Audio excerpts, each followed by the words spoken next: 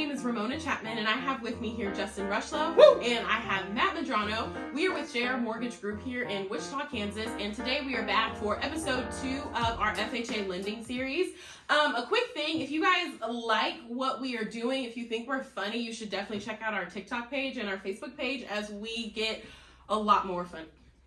Even more fun than we are now.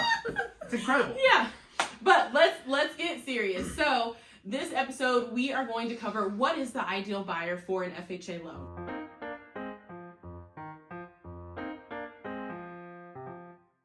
So, who wants to start off? Justin? Sure, yeah, I'll try it out, yeah.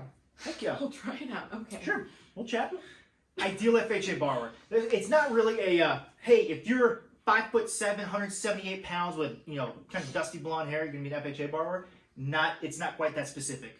It's a pretty loose, kind of box that we're looking to fill, right? And really what it is, and this is for every loan program, what loan program is going to be the most beneficial for our borrower in the long term? What's going to help them get their offer accepted if they're purchasing a property? What's going to put them in the best long-term position if they're buying or refinancing? And then what's going to make their loan process easiest and smoothest? And I guess which one's going to get approved, right? That's always the big kicker there. So maybe we should have started with the backwards there. We went in some sort of order here. So those are the 4 things that we're looking to fill, right? So let's just assume that we've decided that FHA loan is going to be the best for this particular borrower. Maybe it's because they have a sub 680 credit score, under 680 credit score, and they don't have a big down payment. Right, we could still do conventional loans, which are typically viewed as the quote-unquote best loan. We don't necessarily tend to agree to that, but they're typically the quote-unquote best loan. They go down to a 620 credit score, but under a 680 credit score, without a big down payment, it's pretty difficult to get an approval on our automated underwriting system, which Matt will touch on later, kind of exactly what that means. And to have it be attractive, right? You're talking like double-digit rates here. Not actually. That's not the case. Consult your loan officer for your specific rate. This is not a commitment to lend. Gotta throw that disclaimer out there. But it's just not going to be attractive for that person to do a conventional loan. So we would look to do an FHA loan where they're going to need a minimum of 3.5% down payment, assuming they're over a 580 credit score, and they get an automated underwriting approval. If they're under a 580 credit score, at that point, right, we're going to want to do FHA is basically the only option for them at that point. There are some other loan programs that are available. 620, FHA is the only option. That's true, right? But they can also do USDA loans or something else like that, right? Maybe not QM loans, even kind of go that low. But really under 580, right? It's totally FHA land, assuming you're not a veteran at that point, right? VA loans almost always gonna make the most sense. So about non-QM, we just did a 7-episode series where you can learn about non-QM. If you don't know about VA loans, our first series that we did, that was all about VA loans. We did 4 episodes there. True. Consult your loan officer for your particular program needs. So long story short, right? We're looking for folks that don't fit into that conventional box, that aren't eligible for these other loan programs such as VA or USDA typically. So maybe folks with higher debt to income ratios. Hey, they carry a lot of debt for whatever reason. Maybe maybe it's a couple. One person has a medium income but carries a lot of the debt. The other person has a very, very low credit score, maybe.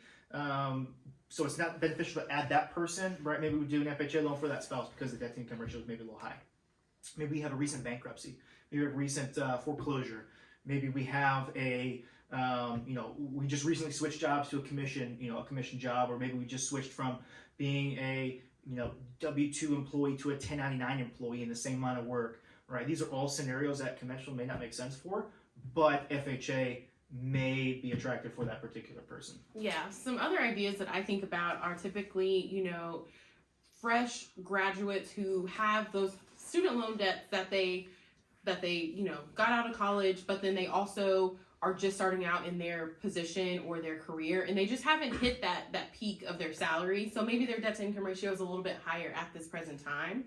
Another idea, which seems to happen a lot, is it seems like one person in a couple, one person might carry all the debt. Maybe they just took it all on, and the other person is soaring.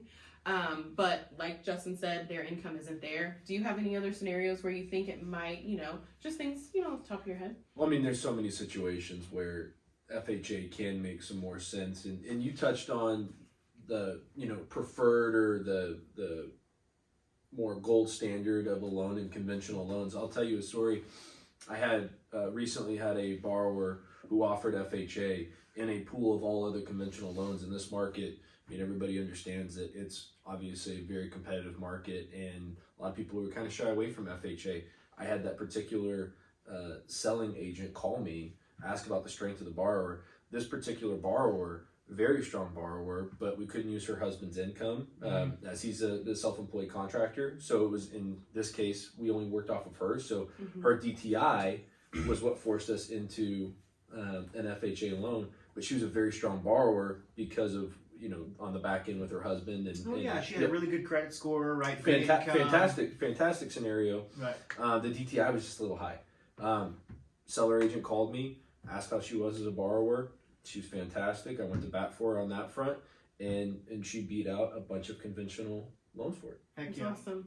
I would also say another thing might be assets. So it might be that you might not have very much saved up, or you might not have very much left over in reserves, or left over after you put your money down on your house. And that might be something where conventional is like, I don't really like that, and they're not giving us that approval. So we might have to seek an FHA loan to get an approval. I'm trying to think of one other kind of interesting one is for folks looking at house hack, right? So that's a lot of younger individuals are saying, hey, real estate is a really, really good way to build wealth really, really quickly. So how can I get into a property? How can I buy like a duplex, triplex, quadplex for less than 15% down? Fannie and Freddie recently changed their down payment requirement from 3 to 5% on multifamily properties to 15% or even 25% in some scenarios. So that becomes very unattractive at that point for a conventional borrower to want to use that loan.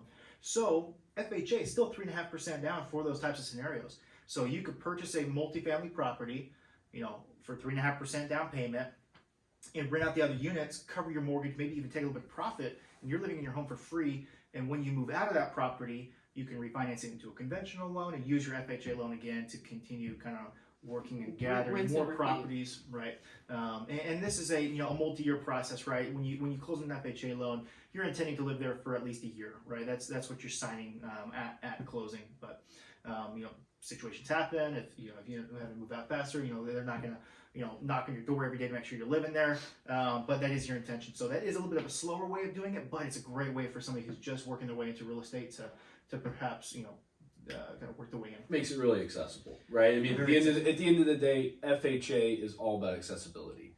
And that's, I think, the main takeaway really throughout. It's going to be a key point throughout this whole series is just accessibility in making home buying possible. FHA wants to say yes at the end of the day, right?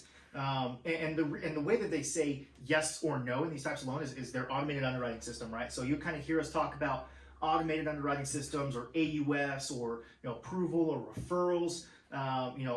Matt, you want to touch on a little bit of kind of what automated underwriting system is?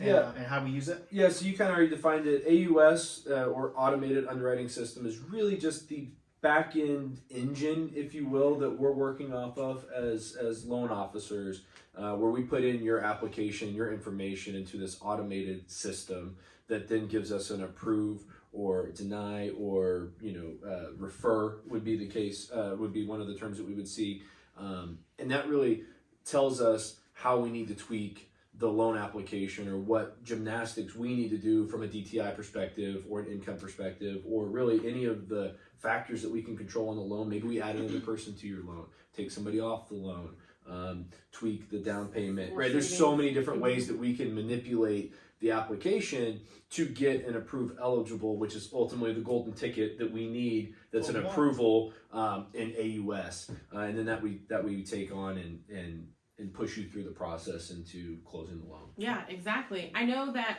one thing that makes FHA pretty different compared to that conventional loan that we always speak of is that FHA basically gives you another option, like we touched on a little bit in episode 1, where we have those compensating factors. So basically, if we send your information, we send your credit, we send your debt to income ratio, we send your assets, basically we upload it to the system to say, do you agree? Does this sound good? And they either come back yes or no. And if they say no, then that's okay. We say, okay, we got our no here, and we're going to beef up your file and then present it to an underwriter. So present it to a person and basically plead your case. We have this. Their rent is lower than what their mortgage is going to be lower than their rent. They're going to have 3 months of their mortgage payment saved up after closing. They recently got an increase in their wages. What are some other compensating factors that we can bring?